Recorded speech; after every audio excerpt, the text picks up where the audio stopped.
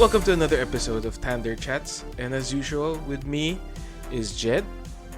Hey! And I am your host, James. And unfortunately, wala na naman si JV. Nag-absent na naman. Busy Pero ba si JV? Oh, busy magbakasyon. Joke lang.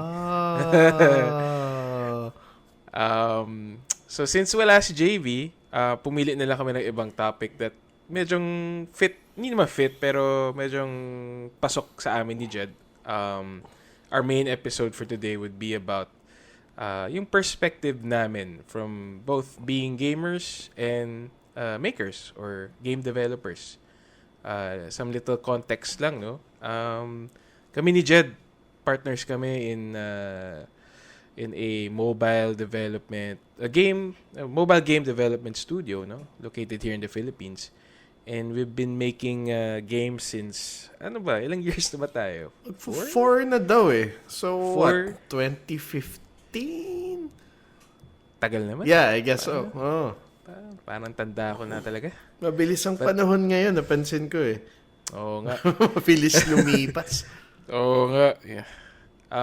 So yun, we just like to share our insights and like knowledge on what happens behind the scenes and ano yung parang naging effect sa amin when playing games.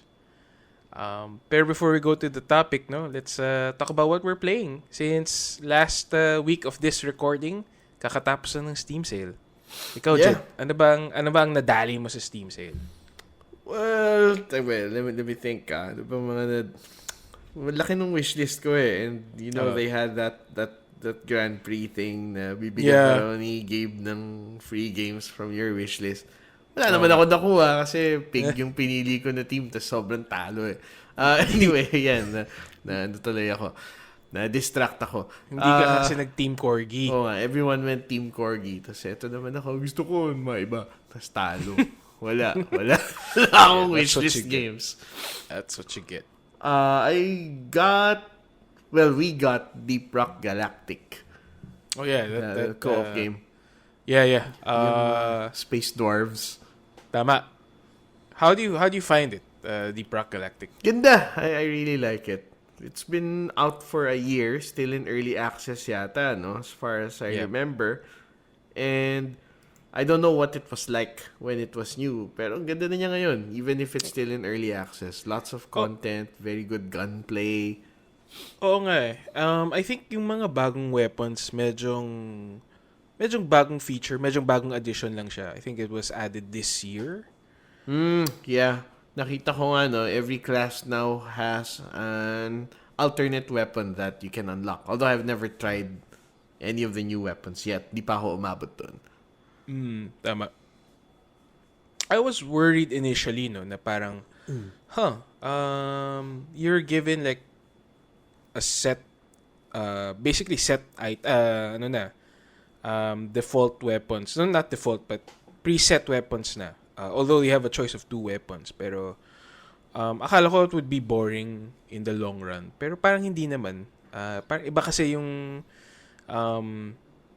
iba rin kasi yung like the gameplay loop eh, no? Hindi siya parang bagay for a looter shooter. Hindi nga. It's closer to something like Left 4 Dead siguro.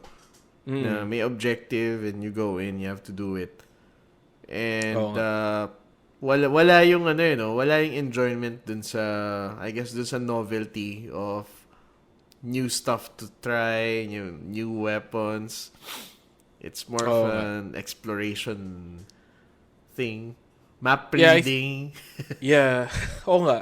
Actually, magaling nga mag-map reading, especially yung map niya, yung presentation niya, yung the 3D map style. Kasi you have to show the verticality of it also, not just it's very vertical. Ang saya. I mean, it's hard to keep it in your head eh. Pag nasa tunnel ka, akala mo alam mo na eh. And then suddenly, you look at the map and, oh shit, mali pala yung mali pala yung binubutasan ko. Tsaka hindi rin siya efficient pag although you can do it, pero yung magdidig ka lang ng may pader tapos pwede ka magdig, pero kailangan ang lalim mo magdig para lang makabot sa pinupuntahan mong crevice or whatever. Yeah. Akala ko nga very abusable eh. Kasi basically, you can dig through anything eh. Any kind of rock, you dig ka lang. Pero very well balanced yung pacing niya. If you try to dig through something, ang bagal din kasi niya eh. It gets tedious really fast and hordes can spawn the longer you take. Maganda yung balance, yung overall balance ng game. Actually, that's a good point. No?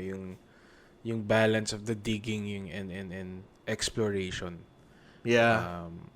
It somehow it leads you to, I mean, you have to follow like a preset path, pero pwede ring hindi. But it's better just to minsan lang mafe-feel mo no? Pwede shortcut dito. Tapos ayun, nandun ka na. Hopefully, kung tama yung basa mo.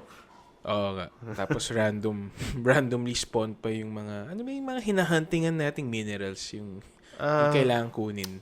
May pangalan I forget. Yeah, Morkite. That's right. Morkite. Oo nga. Masaya.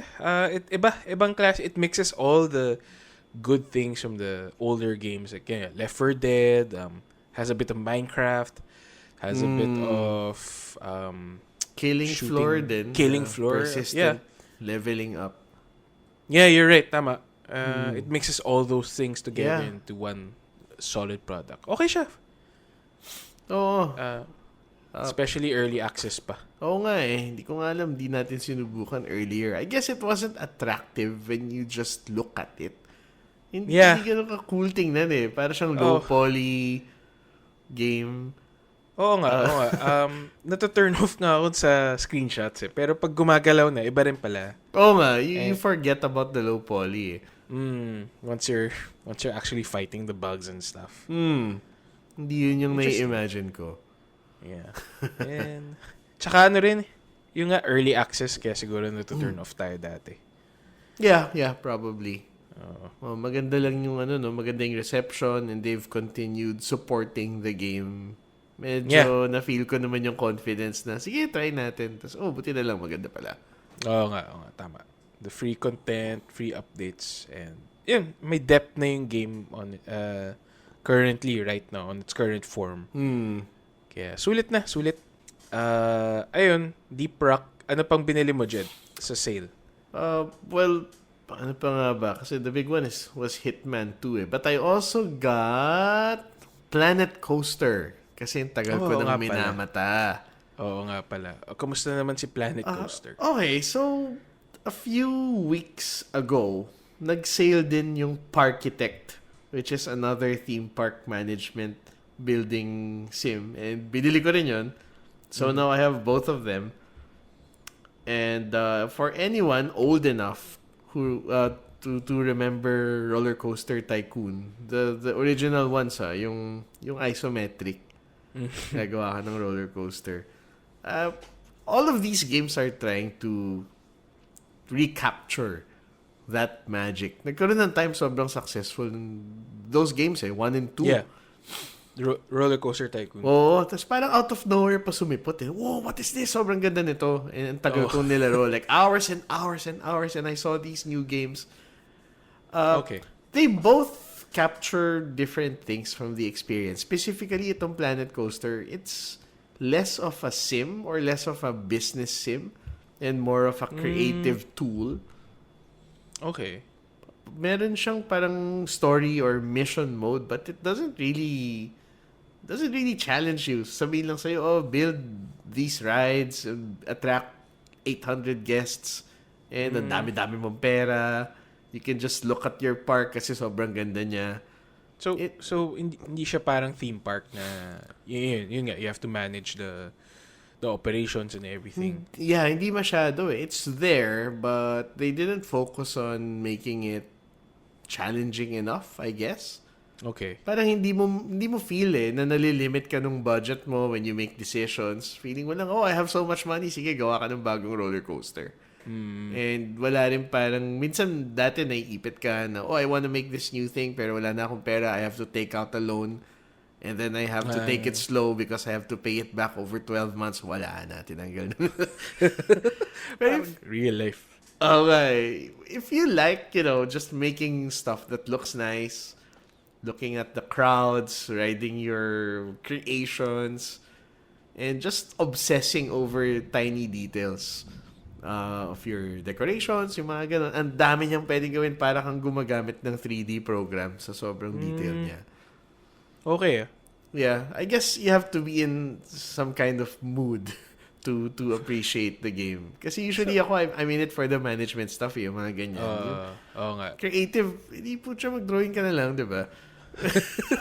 Pero the way it translates into into the game, making a roller coaster and everything.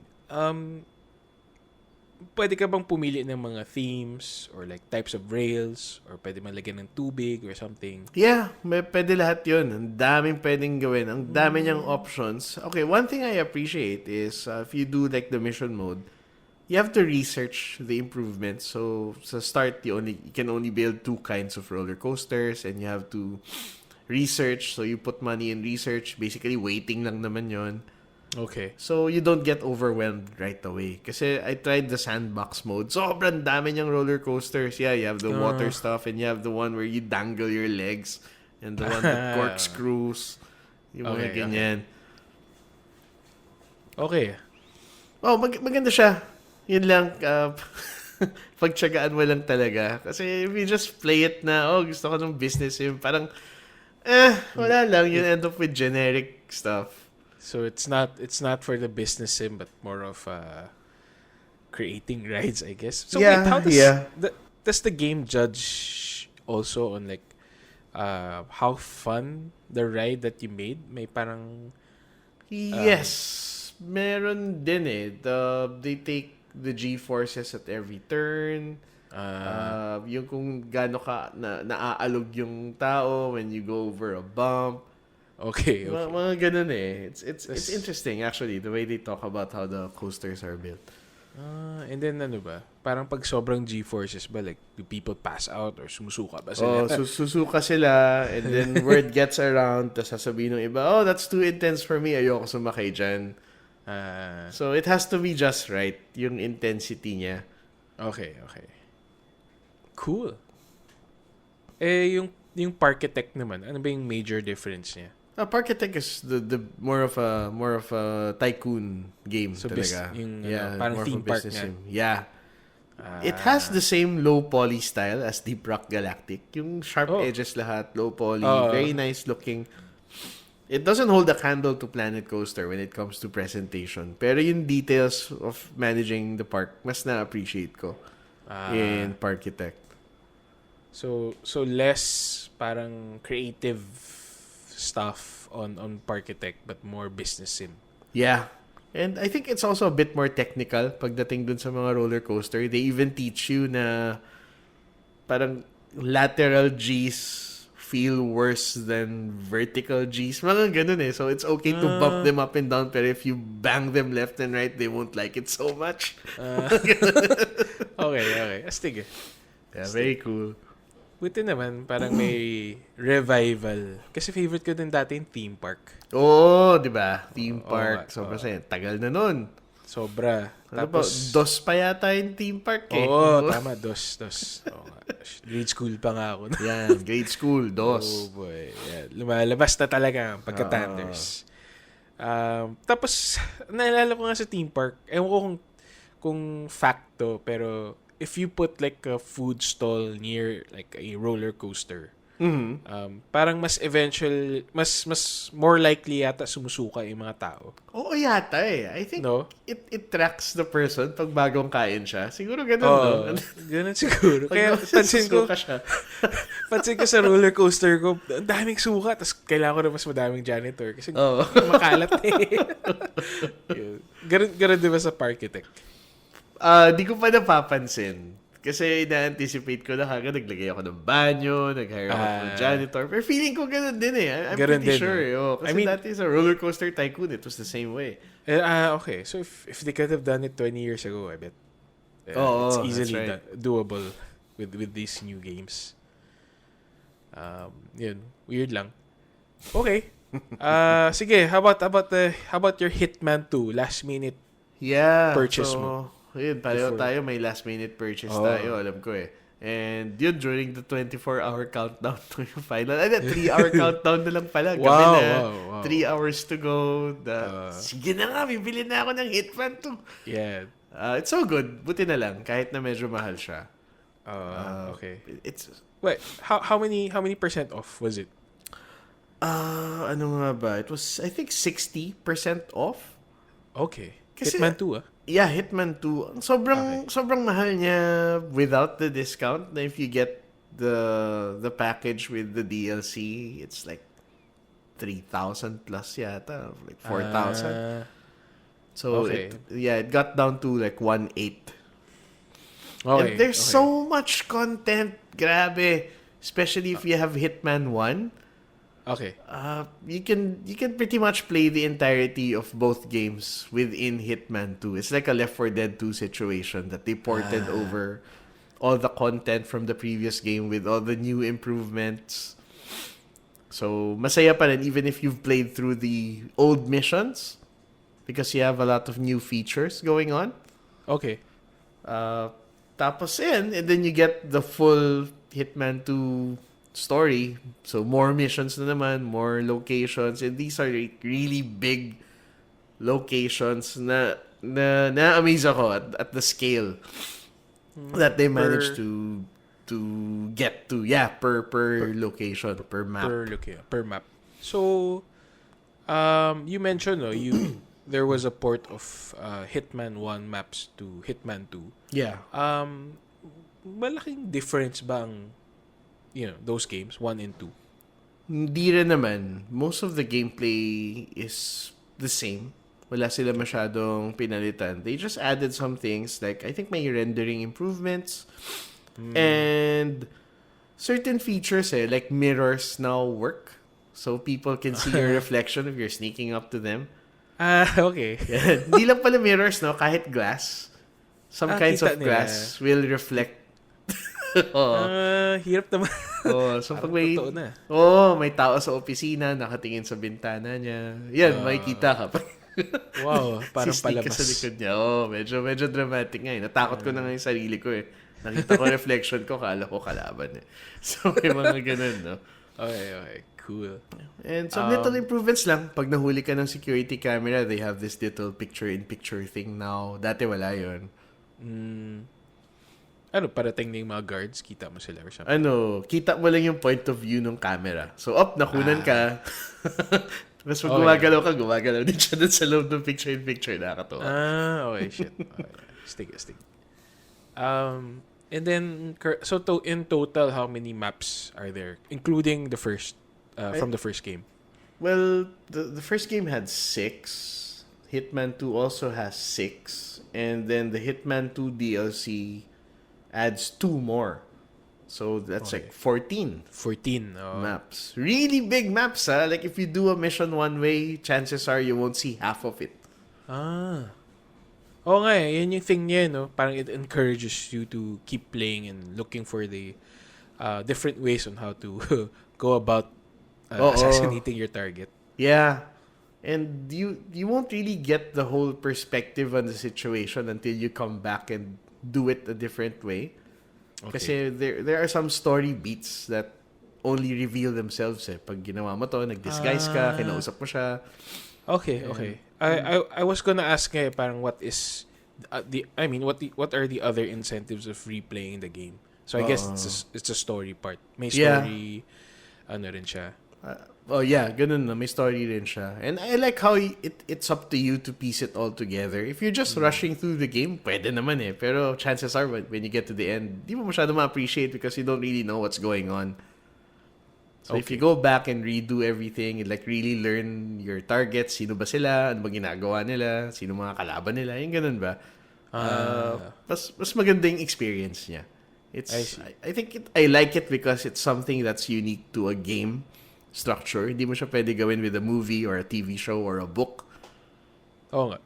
Yung different points of view, different outcomes, and you get more narrative out of every perspective, every new perspective that you get. And then the target remains the same per map. The story targets remain the same, But I think in developers, si IO Interactive, they realized, hey, we have something really interesting here. Sobrang dynamic ng system natin. So what they did was they included like a series of side missions per map na iba yung target mo. Na sa main mission, maybe there's like this small office out of the way that you wouldn't really notice, and then you do a side mission, suddenly a lawyer who works in that office, siya yung target mo. Okay. Ganon. Ano siya? Randomly generated o...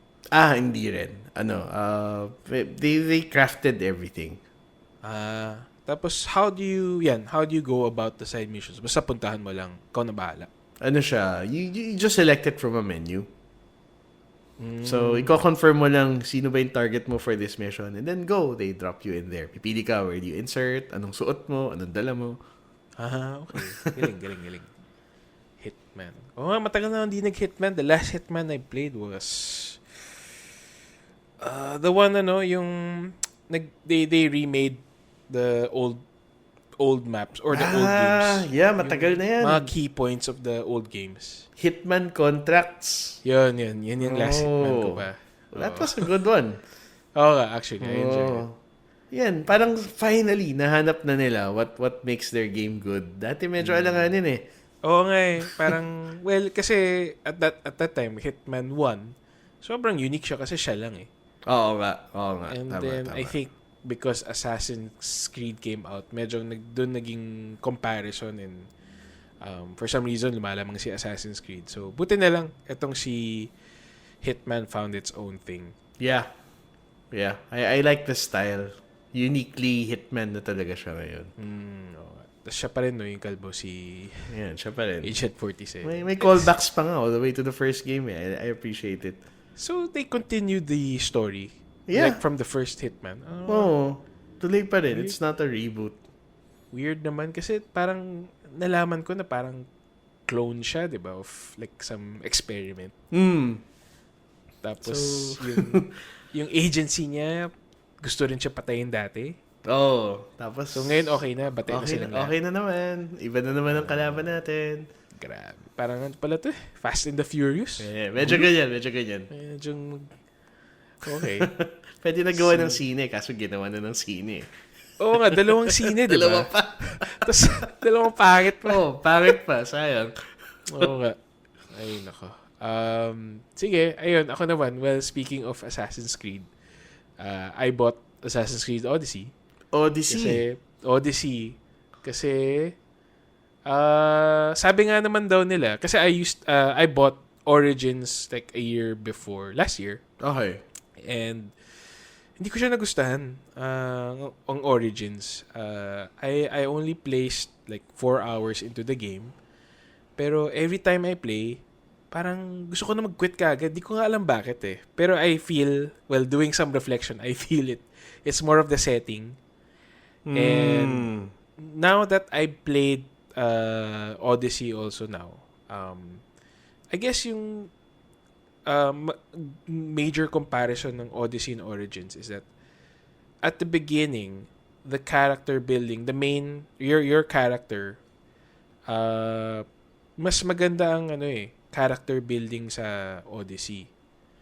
It reminded me a lot of the second Assassin's Creed game, yung with Ezio. Na you really? Start, kasi you start, diba sa... bata ka pa? Hindi naman, pero yung parang you're going about your daily life and whatever. Tapos, I find it interesting na sa Odyssey, ganoon din, pero ano ka na kasi parang, medyo maangas ka na. Tapos, hinahabol ka ng isang loan shark. Tapos, parang unang encounter mo, parang yung dalawang goons siya, bayaran mo na yung utang mo. Tapos pwede mo siyang bugbugin. Tapos, pagkabugbog, medyo may mass effect, choice wheel na, would you kill them or spare them? Siyempre, pinatay ko. May ganun na. Pinatay mo. Assassin's Creed, sige, patayin mo. Goons hinahabol ako. Patayin ko na. So, yun from that start, maganda na. Sa Origins naman, the way the game starts, medyo weird kasi it starts with a parang flashback of something. And then parang may hinahabol ka, tapos pinatay mo. Tapos biglang dadalhin ka sa another flashback. That you're being, I forget what they call it, being a magi, parang ganun. Ganun? May Magi? Oh, magi or okay. may tawag sa kanya yung sa bida sa main character mo I've never played it And then you have to assassinate that person who you saw in that flashback. Yun parang okay naman. It teaches you, it goes to the basics of the game and everything. Tapos, pagkagawa mo flashback naman with your son. Tapos namatay kasi siya. So, basta ang gulo. Hindi ko masyadong gusto yung pacing. So, medyo narrative yung problema kung gano'n. A little. Mechanically, okay naman. Yung fighting mechanics is much better than the previous games. Kasi yun di na yung mag-aabang ka, tas counter lang, then insta-kill. Yeah. Ito medyo may skill na involved talaga. Although meron naman din yung countering, pag-attack ka and then you parry the attack, you can do like a counter attack also. But it's more involved than the previous Assassin's Creed games. Yeah, okay. I remember nga sa Assassin's Creed 3, you just wait for an icon to appear Tapos tap to counter, tapos mash mo lang yung attack, papatay niya lahat. Yeah. Tapos di na ngayon ganun sa new set, sa new series. It's more involved, and then you have some skills that you can also use. Parang RPG na talaga. Okay. Talaga na-embrace na nila yung RPG concept. Parang they're slowly getting there. Tapos eto na. Ganun na talaga. I think nabanggit ng like director or producer, whoever in Ubisoft, that they really want to go that route na RPG na talaga siya. And it really shows sa Odyssey na may mga gear ka na, the skill tree is more refined, tapos may parang tatlong set of skills, not skills but stats pala. Like you can either be a warrior, an assassin, or a hunter. And then okay. if you put points into one or the other, pag assassin ka, mas malakas ka mag insta-kill. Kasi yun lang medyong downside, I guess, ng game na because of the leveling, even the enemies have levels, no? So if they're parang elite class na enemy, hindi mo sila one shot na pag i-assassinate. So kailangan palakasin mo pa yung assassin skills mo, mga ganun. So sobrang RPG na talaga. Medyong RPG na. Pero okay yun. They can gate certain parts of the game until you get stronger, I guess. Until you level up. Yeah, that's true. That's what they did with Unity. Na biglang may levels na, and then again yun, nagigate ka na sa areas kasi itong area puro level 13, tapos ikaw level 9 ka pa. So obviously hindi ka pa pwede dyan. Ganda na pala sa Unity. Okay. Dun nila sinumala. Okay, Black Flag pa rin kasi ako ngayon Pero yun, isa Black Flag, dinala naman nila yung ship-to-ship combat sa Odyssey. That's nice. Buti na lang. And then they refined it even further. I think sa Black Flag, if you're nearing like an island or like a port, may loading screen pa siya, no? Oo pag main port siya. It loads. Wala, diretso na, stop, tapos swimming ka na, then punta ka na dun sa kung saan kailangan mo pumunta. Galing wala nang remember that loading screen, yung pwede ka maglakad in the VR nothingness? Wala na, tinanggal na nila. Okay. Medyo weird lang kasi may parang flame na lang ka na titingnan, tas wala ka lang pwedeng gawin. Hintayin mo lang mag-load. Okay. Pero isang load lang. One time, big time lang kasi. One time, big time. Parang The Division, isang loadan mo na okay na. Okay, nice. What else? Yeah, Odyssey, parang I find myself like wanting to go back to the game. So that means it's a really good game. Sa Origins, di ko na feel yan. Talaga? talaga? Oo, hindi ko alam talaga bakit. Pero yun, baka nga dahil sa pacing. And then Siguro. You mean the systems are mostly the same? Yung gameplay, yung combat? Oo it's mechanically the same, tas may konting refinements lang. But and I guess another big thing, no, yung sa Odyssey, to improve your equipment, you don't have to hunt certain animals. Yun sa Origins kasi, yun, siguro nainis din ako. Kailangan mo maghanap ng yung balat ng shark, balat ng wolf. Parang Far Cry. Remember Parang that? Far Cry. Tapos you nakakatawa dial yun. it up pa. Na, minsan ang hirap pang pumatay ng mga pating. Siyempre, ang dami Oo nga. nila, tatlong pating. Des, nasa water ka. Siyempre, talo ka. Patay mo yung pating sa tubig. Oh, siyempre. Tapos buti nga, pwede mong ipana eh. Medyo weird, pero yun. Okay, sige na. Pwede na. Eh, and, sa Odyssey naman, Yeah, how do you upgrade your stuff? you upgrade by going to the blacksmith, and it gives you, parang you have to just look for it around the world na, mga ore, mga wood, mga ganun. But it's readily available. Okay. Parang Then resource gathering na lang. Oo, ganun. I see. And then meron pa naman skins, pero ano na lang yan, side income mo na lang kung gusto. And then gear is talagang nakakalat na rin around the world. So pulot ka sa chest or sa mga tao. Yun. Okay rin siya. RPG talaga. Oo, sobrang Pulot ng RP. gear. Konting development pa or pag-isipan pa nilang konti. Yun. They can go for like a live service game na talaga.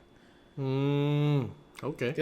Kasi may mga siya meron na siyang bounty board. Tapos every day it refreshes. And then these bounties could range from killing X number of thugs or pirate ships. Tapos bibigyan ka ng XP. Parang it reminds me a little bit of Destiny's bounties din. You can have it and then just have it there, and then eventually you will complete it kasi napapatay mo rin naman tong mga kailangang patayin na kalaban. Ganda na pala. Okay. Yeah, if they wanted to go that route, marami na naman silang games like that, I guess. Oo nga. So, di na sila mahihirapan masyado dapat. Yeah. Yun. It's really, I really like Odyssey. I just got to the first main island na, kasi kakaalis ko lang dun sa parang training island, tutorial island, and yun, biglang nagbukas na yung buong game, and yun, pumapatay na mga Athenians, and then I think mag-ready na ako for like the major battle against the Spartans and the Athenians. Well, di ba Spartan yung character mo dyan? Oo, you came from Sparta, pero parang may nangyari, tapos tinaboy ka eh. And then you get to meet your dad again. Pero hindi pa niya alam na I'm the daughter. So, Yan. Sige, mga Greek na nagpapatayan. yeah. And I understand may mythology involved din at some point? Meron may mythological creatures that you can fight. Yeah, that's cool. I am not there yet, pero nag-hint na. I explored one of the islands, the small islands na you can get treasure. Tapos biglang nag-break yung isang part of the cave. Tapos sabi ko, mukhang may malakas sa kalaban. Di ko pa kaya. So, next time na lang yan. So, sige, alis na ako.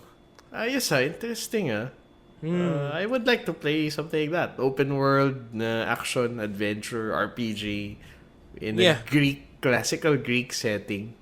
Yeah, I thought it was gonna be I thought it was gonna be like 2 God of War, pero hindi naman pala. Kasi mesyong kahit papano compared to God of War, mas grounded pa rin siya. Kasi you don't fight the gods. I mean, you fight with regular people. The God of War over the top talaga Over the top. Yeah. Medyo apocalyptic. Okay. You see, Ares, mga Yeah, si Ares. Yeah. Yun, maganda. I really enjoy Odyssey, and if you want an Assassin's Creed game, although yun lang nga, hindi na siya traditional Assassin's Creed. Layo na talaga. Malayo na, pero maganda because isa pa, one more thing to rave about is the skill system. Bigla ka na nagiging sobrang OP eh. Na parang it feels like a more refined Arkham na game of this with the skills. Talaga? You mean combat? Like one of the skills I have right now is you can throw a spear to assassinate somebody. Tapos susundan mo yung spear. So pagkabato mo, pag tumusok na, magte-teleport na siya, nandun na siya. So you can chain it. Hindi ka na kailangan maghintay masyado. Teka, so may plot reason kung bakit nagte-teleport siya pag tapon niya. Sobrang galing lang yan. Sumusunod siya dun sa spear.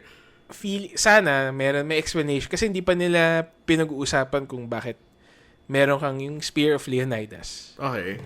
But I think we all know it's a first people technology. Oh yeah, it has to be. Pero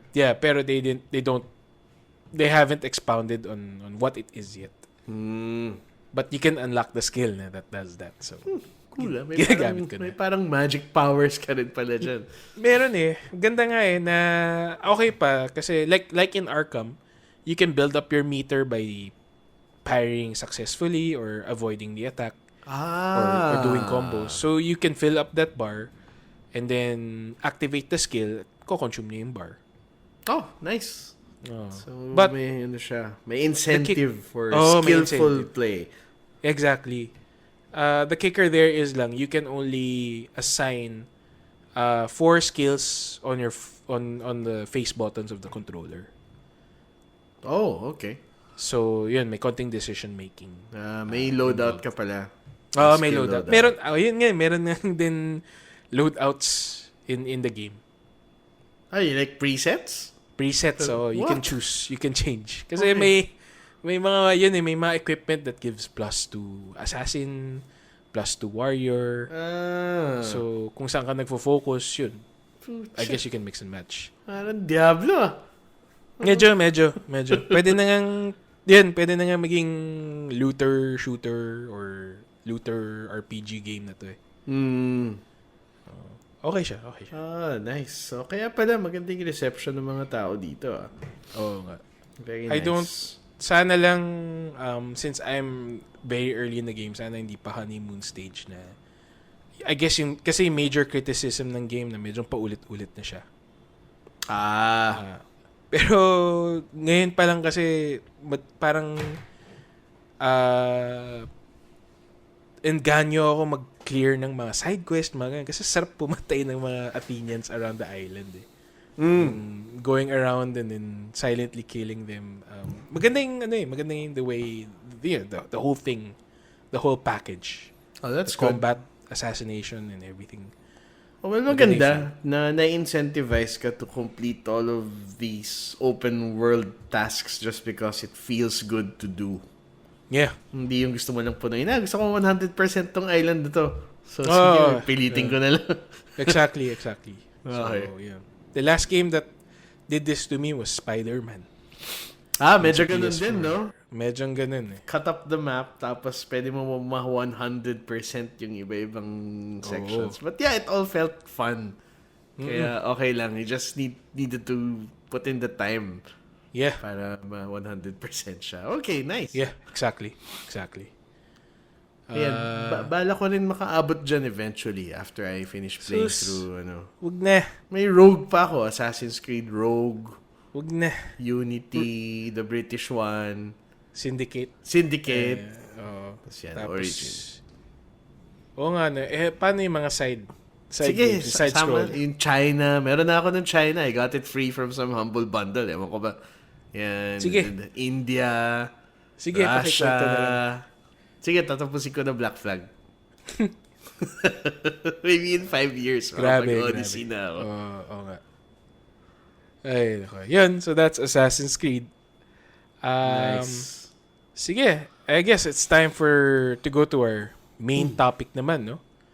Our perspective from both being gamers and makers. Okay.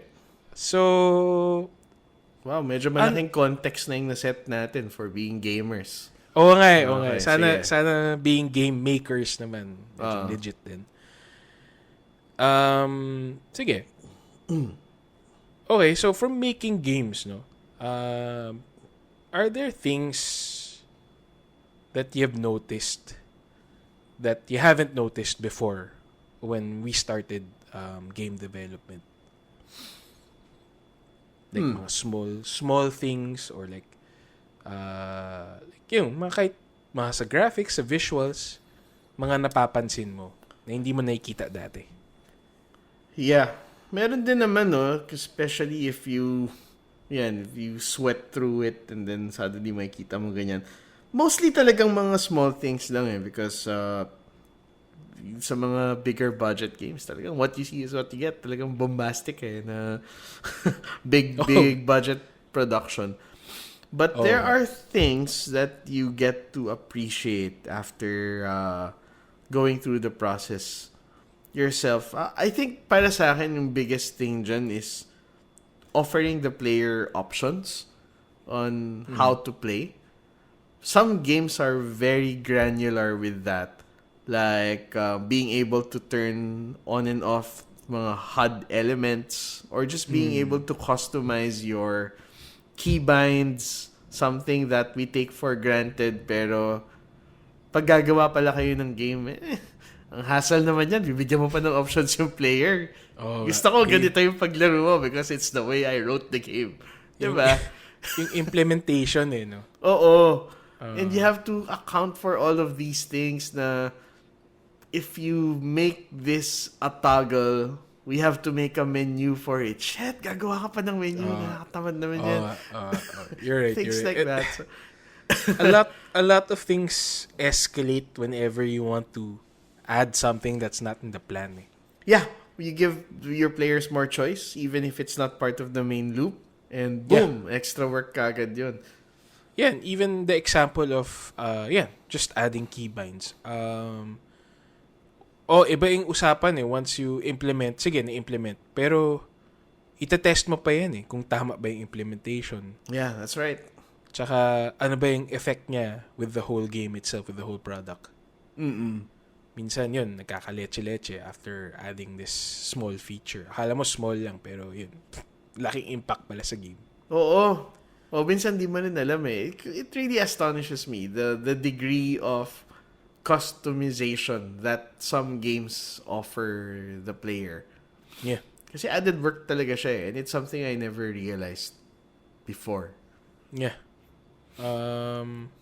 Especially, galing rin na yung, the games now, that they do character customizations, tapos in-game render pa yung cutscene.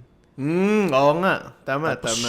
Swak lahat. Hindi siya nagki-clip. Siguro kung meron man, very minimal na yung clipping niya. Yeah, pero, yung big hair, magki-clip siya. Clips through the collar, mga ganyan. Yeah. Pero maganda Fit pa rin lahat. Yung spacing nila and everything. Hindi sumasabog. No? Yeah. Yun, nakakatuwa. Now more than before. Dati parang sige, it's just something more to think about, something more to busy yourself with. Ngayon, pampa-impress na siya. Ang galing, ang sipag naman nila. And they got it to work. Yeah, you don't, hindi na siya taken for granted. Sobra. Yes, absolutely. Ako naman, more on a lot of, napansin ko, while making games, especially on my end, sometimes, dun sa planning part or sa producing part na yung sa gameplay mechanics minsan good and bad na rin. Minsan nakikita ko na okay, I see why this game is telling me to go through these side quests or do these tedious things na akala na it feels tedious pero ayun pala, parang content padding na lang pala ng developer. No wonder tedious siya. No wonder tedious. Pero, ayun, parang, dati parang iniisip ko, shit, parang it's, yan, side quest, baka, yan, for more XP or whatever. Pero, now I see it, okay, maybe this is the retention mechanic. It's poorly implemented, pero sige, fine. I appreciate what they're trying to do here. Yan yung mga, I don't know if we call it like the business sides of gaming na they have all these things. Especially yan ngayon yung hot topic, yung loot boxes and monetization practices.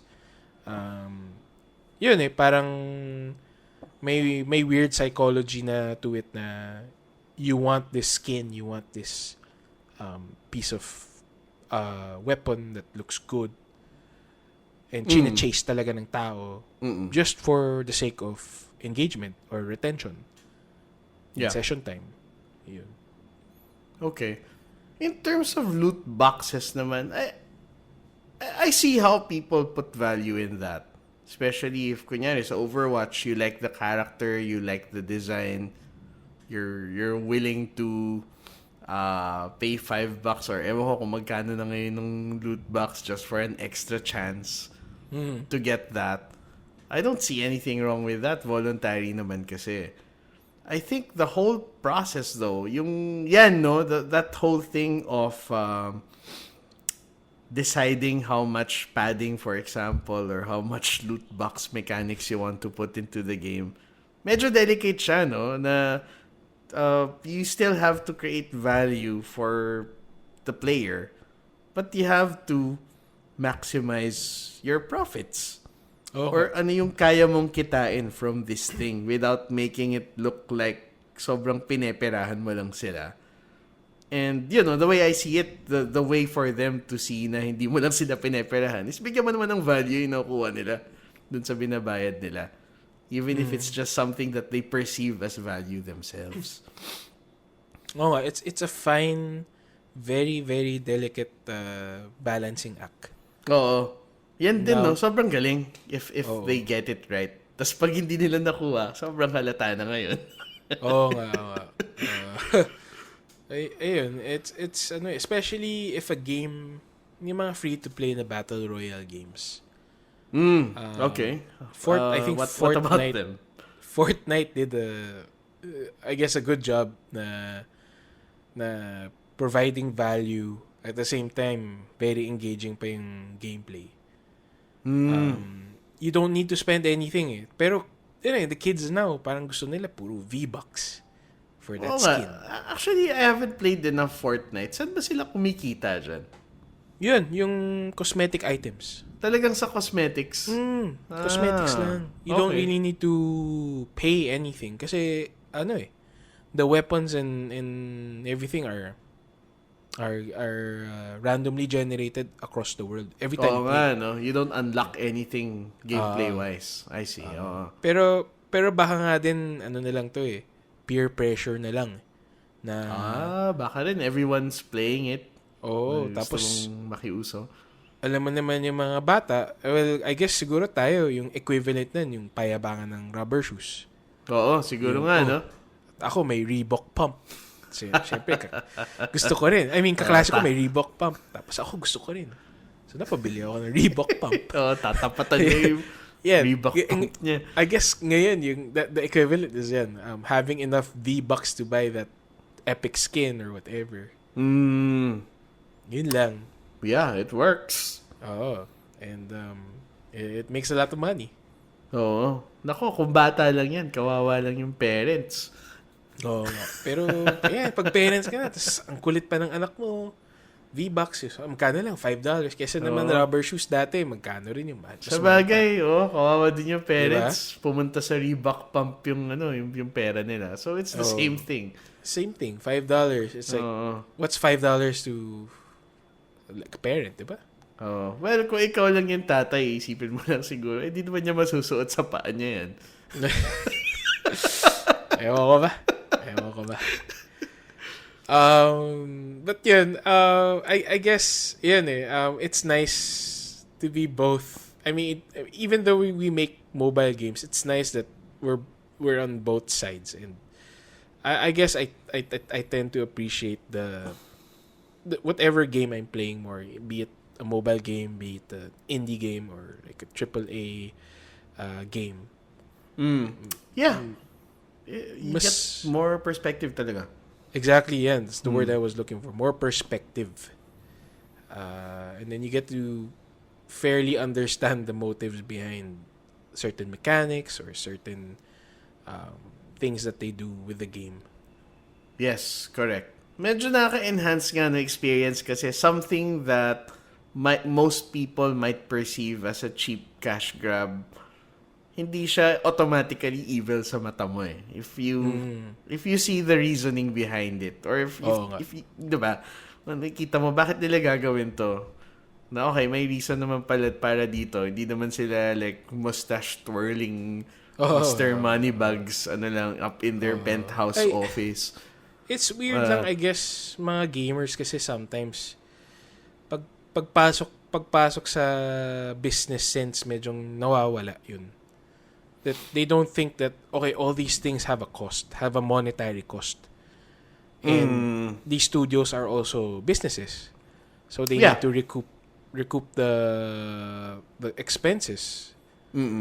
So yeah, it's really something that you don't actively think about until you try creating something.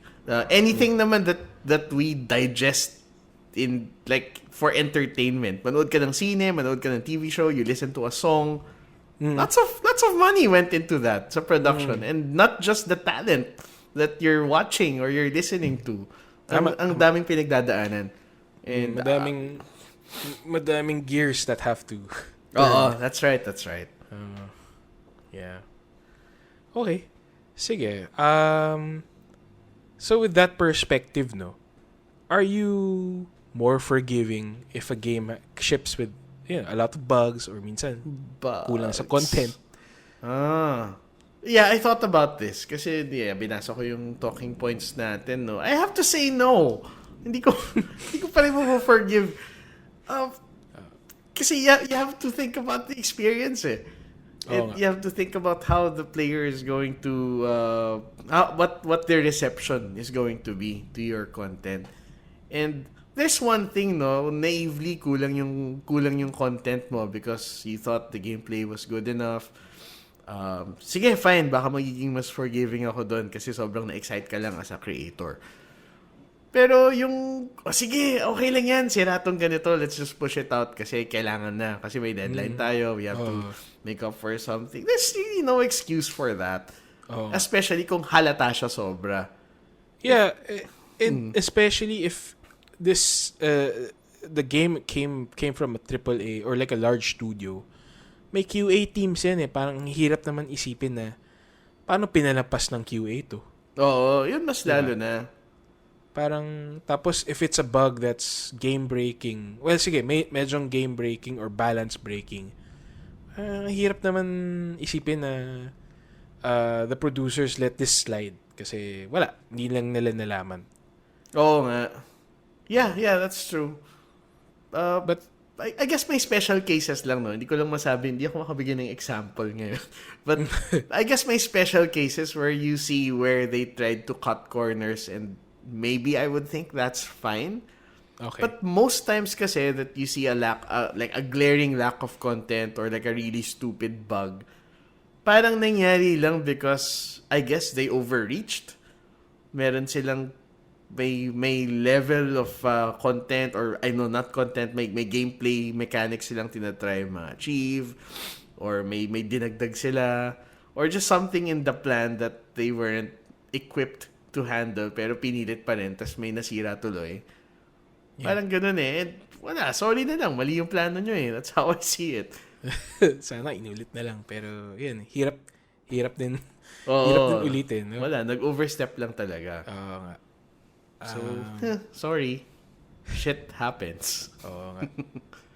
Pero yun eh. Minsan ako, sometimes mga small bugs like well, hindi naman bug pala, pero remember that article sa about Far Cry Primal ba yun? Yung caveman sila. Yeah, Primal. Tapos, parang an article came out that, the layout of the map parang reused lang.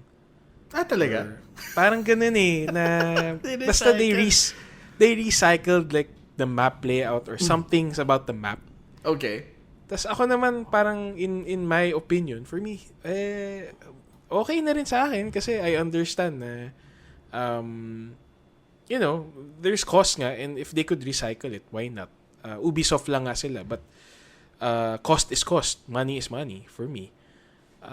As long as it brings a different experience naman, okay lang, you recycle some of the small things. Yeah. If they had to go to such lengths to discover na recycled siya at hindi naman apparent in the first place, that's no problem.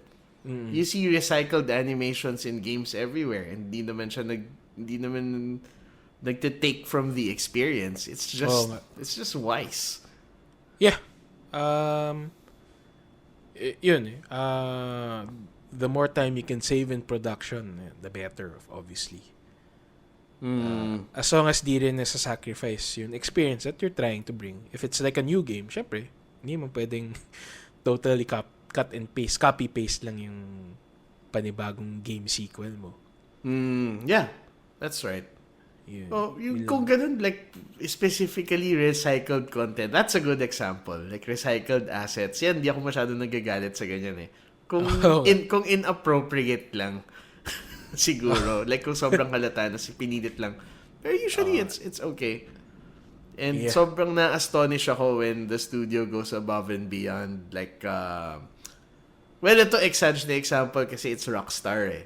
Na when GTA 5 came out and each of the 3 characters had a different walk. Yung walk cycle, it was, whoa, grabe! Like, pati yung inisip nila, tignan mo how they walk. Iba-iba. Okay, Saka yung, in the topic of GTA 5, no? Okay din yung ginawa nila na when you redo a mission, may konting variant sa dialogue. Oo, diba? Yung dialogue nagbabago. Yeah, I forgot about that. Grabe, talaga. Just throwing manpower at the problem. Oo nga. Those things, I highly appreciate. Kahit nalaro ko na yan dati, we weren't making games yet. Tapos ngayon naalala ko, okay yung ginawa nila. I mean, galing, they didn't really have to do it. Talagang above and beyond eh. Ganun. Yeah. Ayun. Okay, so when we were making games, did it affect your enjoyment of playing them? Nasusuya ka ba? Parang siguro ang closest example ko na dito is like yung parang may chef, nagluluto siya, tapos di niya makain yung linuto niya. Is that really a thing? Some people say, pero talaga. Ang closest thing sa pagluto ko is grilling food. Tapos pag after grilling, gusto ko naman kainin. Masarap naman, di ba? Naamoy ko pa lang, nagugutom na ako. But yun, I guess some people are like that daw. So. Kasi ako, for games, I don't think so. Parang mas masaya pa nga ako ngayon when I play games after we started making games. Yeah, true. So, wala yung suya factor as far as I'm concerned. Nga. Same. I guess, in games kasi, parang naging, at one point in my life, parang naging, yung disposable entertainment. Okay. Tapos, when I grew older, parang, na-realize ko, okay, games, like, bring something deeper. So, yun, parang mas na-value ko na ang mga games ngayon. Hindi ko lang basta, okay, I play the game and tiyataboy ko na. I mean, somehow, I get to reflect na, okay, this game I played, so nice. The experience is like in Odyssey, I could if we didn't have any time constraints, I would go on why I think Assassin's Creed Odyssey is like a really good game. Okay. Yun parang mas na-appreciate ko palalo. Yeah, true. And, I think yun din yung nafe-feel ko about playing games. It enhances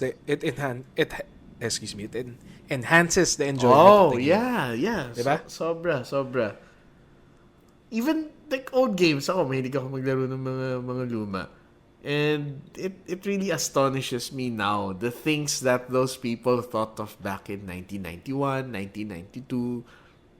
Ang galing. Wala lang. Na-appreciate ko. Oo nga. I usually give shit to you about playing old games. Pero sa totoo, pag titingnan kita like you were playing yung that old Zelda game. Oh, yeah. Link's Awakening. Okay, for that time, okay, maganda, galing yung ginawa nila, the sprites that they use, the combat and everything. Yeah, they had such good ideas back then. Na a lot of them matitrace mo siguro from like then to now na nag-persist. Yeah. Na-develop lang ng na-develop. It's really nice to go back and look at what games were before. And, just making games, makikita mo lang. Or may imagine mo what decisions the team had to go through. Yeah. To come up with this product. I think yung parang there's this meme that came out before, diba? Yung sa Mario, sa unang Mario, yung cloud tsaka yung bush, parehong drawing, iniba lang yung kulay. Yan lang yan. Recycled assets. Pero, it worked out so well. I mean, nung nakita ko yung picture, hindi ko na-realize dati. Galing. The fact na yung mga tao, sinasabi nila na ma-mind blown sila. Nobody really noticed. Yeah. And yan, these guys are working in like really, really small constraints. Or I mean, the constraints are really tight pala. Tama. On making the game. Yeah. You have to get creative. Oo. Galing.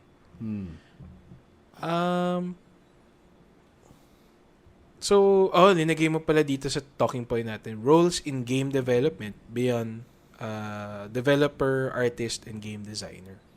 Okay. Yeah. Gusto ko lang madagdag to dito, no? Since we were talking about the perspective from gamers and game developers or makers, maybe it would be nice to discuss some things that people do when making a game beyond what we usually have in mind. Video games, there's this guy nagpo-program, there's this guy gumagawa ng drawing, or level designer. It's usually like that. Tapos when I tell people, I don't draw or program. So, ang ginagawa mo, yun. Yan, di ba? Gumagawa ka ba talaga ng games? Kung hindi ka, yan. Naglalaro ka lang. Yeah. So what do we do beyond that technical stuff? Ano bang meron? I think people again underappreciate the business side of making games. Mm-hmm. Madaming mga things in the background that have to happen in order to make a successful game.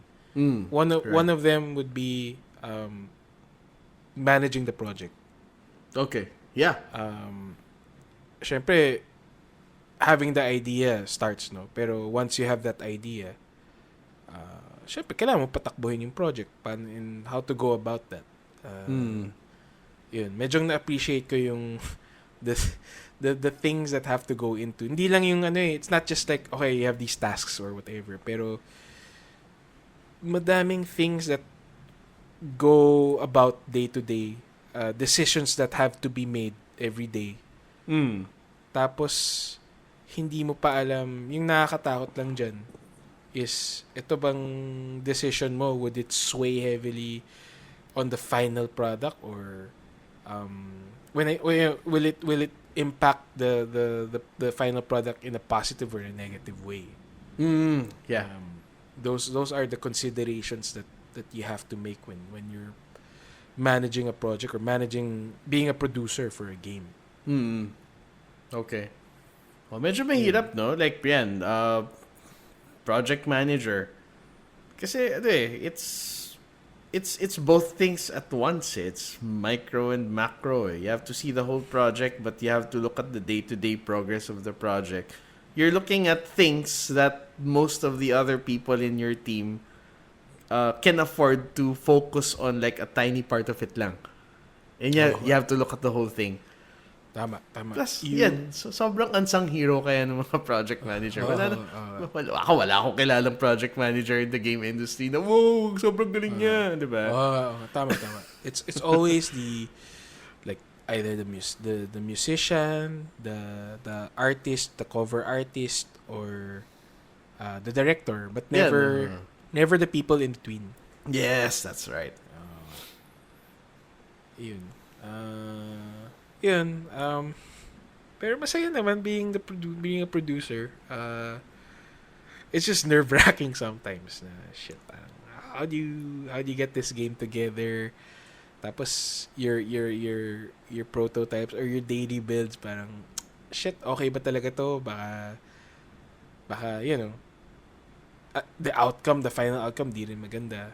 Pero I guess dun na yung trust mo na sa team, sa nag-execute, your developer, your artist, to you just have to articulate what the vision of the game or what the final product should be, and then hopefully makukuha nila. Right. Yeah. Malaking bagay to trust the people you work with, especially kung yung influence mo over how the game is going is always secondary. Oo nga. But it's necessary. You need someone overseeing the whole thing. Oo nga. And sorry, just to add, it's hard. It's hindi rin pwedeng hindi ka rin pwedeng mag-dictate. Minsan kasi ganun no? Parang, hindi, itong game. Dapat ganito yung look, ganito yung feel niya. Pero that's just coming from one person Malay mo, it may or may not be good or bad. Yeah. Diba? Yeah, that's true. Oh, I think it's always like that. Hindi mo naman alam kung anong kalalabasan or how people are going to react to it. Tama. Yeah. Uncertainties. So yun, shout out na lang sa mga nagmamanage ng mga project dyan.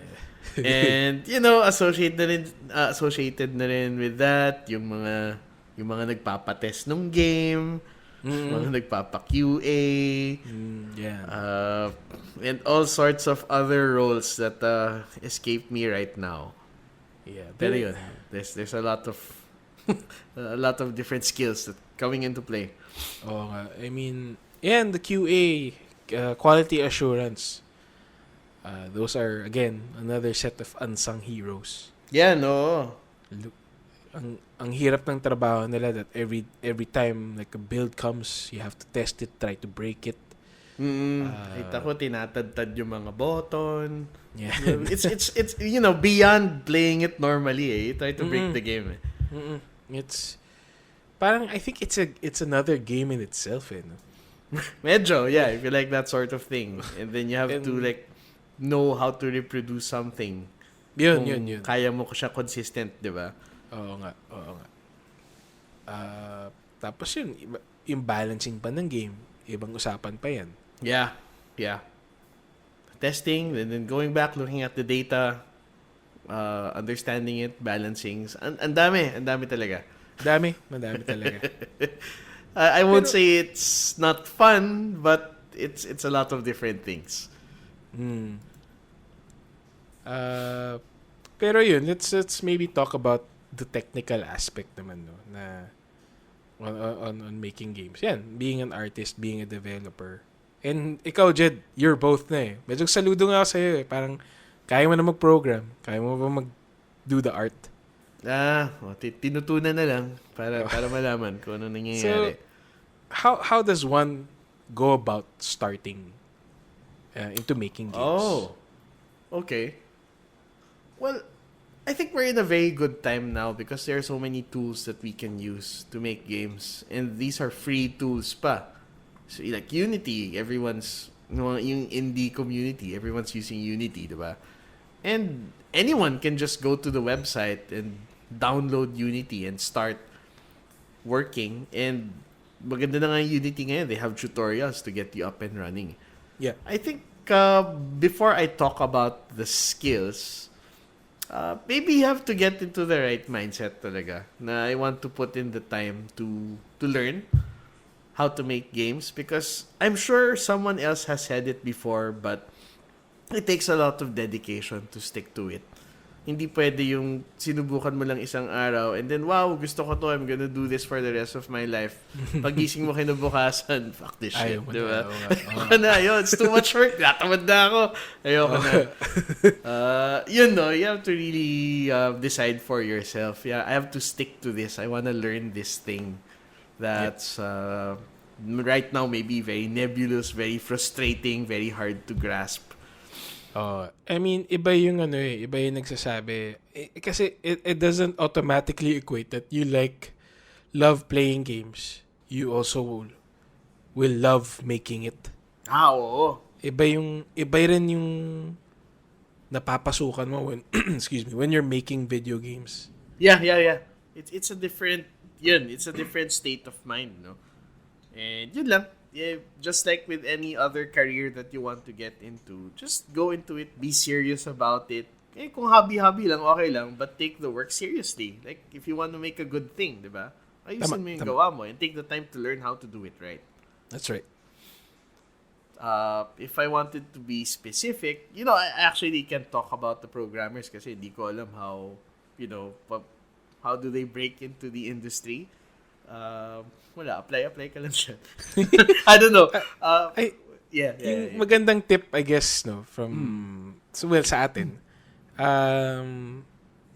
when you're interning when you're going to do your OJT, eventually, magandang hanapin yung companies that involve you in the process of making games. Hindi lang true. Yung nagpapabanjing or whatever or inuutusan ka to do frivolous tasks na sobrang random. Like yung, well, not to pat our own backs, pero for our interns, they're usually heavily involved in the process in either looking over code or sometimes doing prototypes for our ideas. Yeah. It's a good sign when you ask the people or the employers, no, a good question to ask is usually what will be your daily tasks for during your internship. Oo nga. If you have an opportunity, kung ikaw, you want to break into the industry, you want to get into it, and you're given the opportunity to talk to your potential employer or whatever, ask them that question. Anong gagawin ko dito? Like, what's my day-to-day routine when I work with you guys? Because you'll get an idea for if you'll be building the skills that you want and learning the things that you want, or puro so-called character building lang ba yan, di ba? Oo nga. Character building, magawa ng kape. Good. Okay na, it builds character. Taga-Xerox. Tas, utusan. Basically. Even for artists din, actually. Same goes. Basta actually it applies naman, no? To any technical position, be it artist or developer. Yeah. Gusto ko lang idagdag for artists, work on your portfolio. Because it's one thing that people are going to look at when you're out there looking for a job in the industry. Di naman madadala yung mga tao sa panghako lang kahit gaano ka astig kang kausap, diba? Ako usually di ko na nga tinitingnan yung resume, diretso na portfolio. I don't care what seminars this student attended, what true. Certificates you got. It all boils down to your execution. Yeah. So I check the portfolio first. Tapos kung sa tingin ko maganda, pinapasa ko kay Jed for second opinion. Tapos that's what people are gonna look for first. That's what we look for first. Tingnan natin mahusay ba gumawa to. Tapos if you're gonna do the portfolio na rin, make sure to put your best work. Wag na yung work mo from nung first year college ka pa, na nagsa-start ka pa mag-sketch. Siyempre, ilalagay mo na yung the best work that represents you. Yeah, that's right. Marami tayong nakitang ganun, no? Yes, kahit yung mga medyo pangit pa na matagal-tagal na, nilalagay pa rin nila. It's literally, I mean, Yeah, I'm gonna drop the cliche line it's quantity over quality over quantity. Oo. I'd rather see 3 quality works over 10 amateur done Yeah, that's right. work. That's right. Diba? Oo. Yun. Well, sige, add ko na rin pala, no, since you mentioned that, yung quantity. We're also looking at how consistent you are if you're going to build your portfolio. So, Tama. try to keep it consistent. Hindi naman ibig sabihin stick to just one style or one discipline, but a consistent level of quality. Kung 2D artist ka, tapos nakita mo, nagti-3D games pala yung ina-applyan mo, tapos pinilit mo mag-3D, tapos pangit pala, huwag mo pilitin, huwag mo na isama doon. Maybe they'll like your 2D art because that's what you're good at. Yeah. Keep it consistent. I guess, yun, siguro, yun being a student, mahirap din maging self-conscious on the things that you're supposed to be, the things that you're good at. Pero, I guess try to develop that habit na lang. Be self-conscious, self-analyze yourself. What's my real strength and what are my weaknesses? And then, yun, adjust from there. Yeah, it's never too early to start thinking about that. Nung estudyante pa ako, di ko rin naman alam eh. But now you have the advantage. Kung estudyante ka ngayon, we're telling you this right now. Yes. And then if you wanna apply for an internship, paki-email lang. Joke lang. Sige, pakigawa na ng mga portfolio nyo. Portfolio. Yun. Pero, how about for those who are neither, like me, I'm neither an artist nor a developer. How can they, if they wanna get into the gaming industry, how would they go about it? Paano nga ba, beyond, learning these technical skills, what are your other ways in? Being a producer actually. That's one way in. Yeah. Project management lang naman ang ang key factor. Yeah. It's a whole different skill set din naman. You need to have managerial skills. Yeah. And you were gonna say. Unfortunately, and this comes with experience talaga. You can't it's not easy, or it's very hard to get into without much experience. Kasi may madaming factors yan. It's like you have to understand the psychology, the pacing of each task, the knowing how long these things take.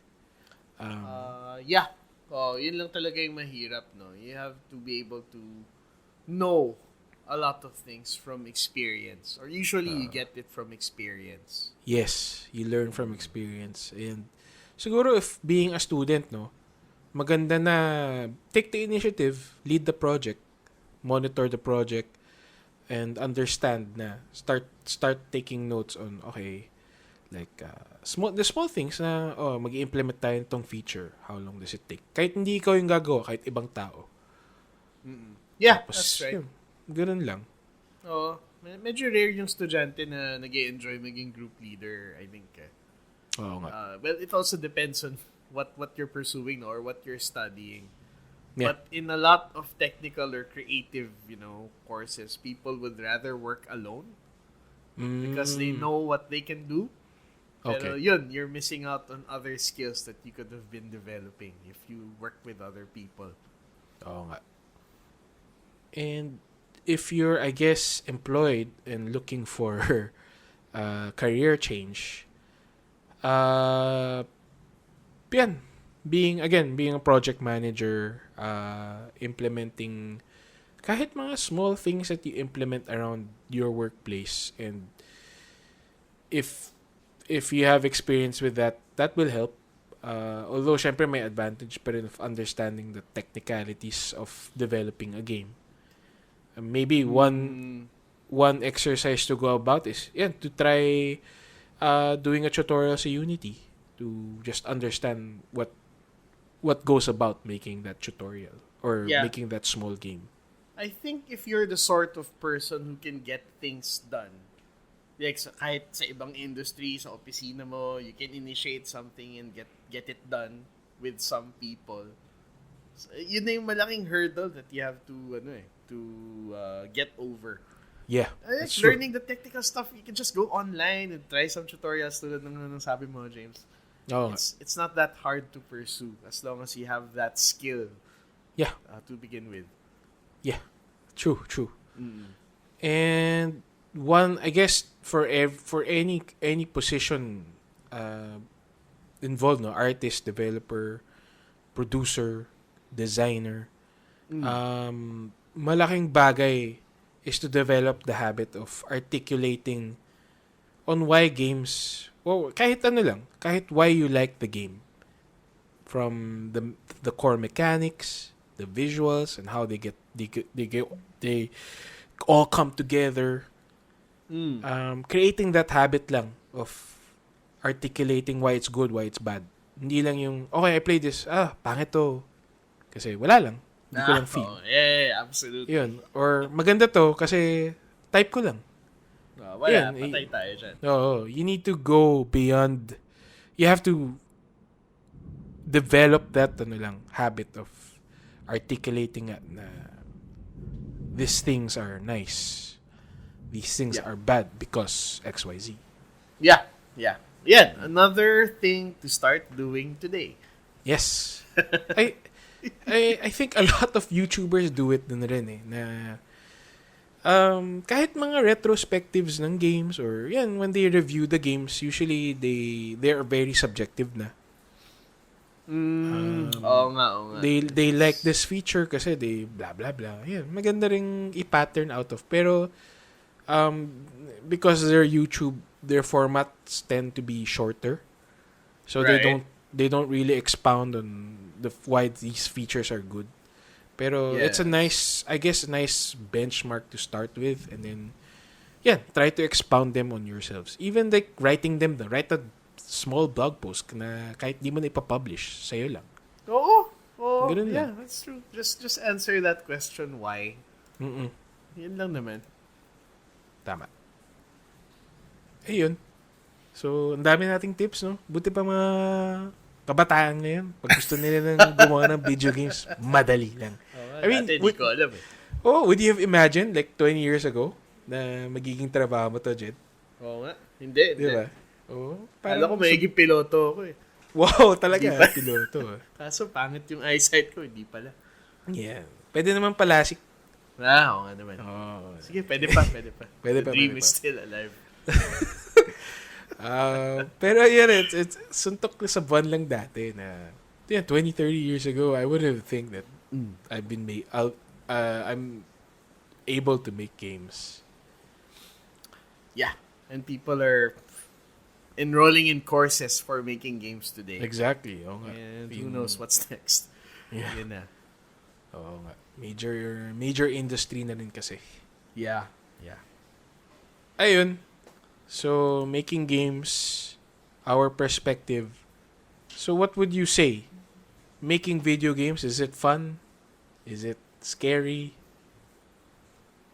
Anong masasabi mo? All of the above.